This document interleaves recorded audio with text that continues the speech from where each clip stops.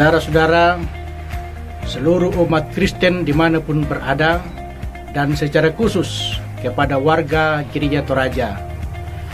Dari kantor Badan Pekerja Sinode Gereja Toraja, Tongkonan Sangulele, saya menyampaikan selamat merayakan Hari Paskah, Hari Kebangkitan Tuhan kita Yesus Kristus.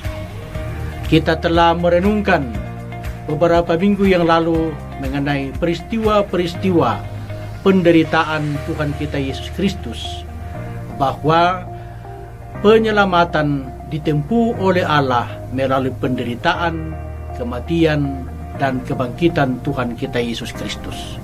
Dan karena itu, tidak ada kebangkitan tanpa kematian. Tidak ada Paskah, tidak ada kebangkitan tanpa penderitaan.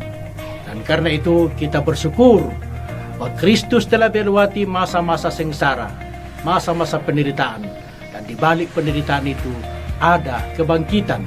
Dan kebangkitan Yesus Kristus menjadi tanda bahwa orang-orang yang dipersatukan di dalam Kristus akan melalui kebangkitan juga dan kehidupan bersama dengan Kristus.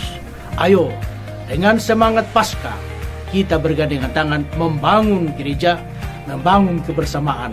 Dengan semangat Paskah, kita boleh menyatakan kesaksian kita, peran kita dalam membangun gereja, membangun masyarakat, membangun bangsa ini.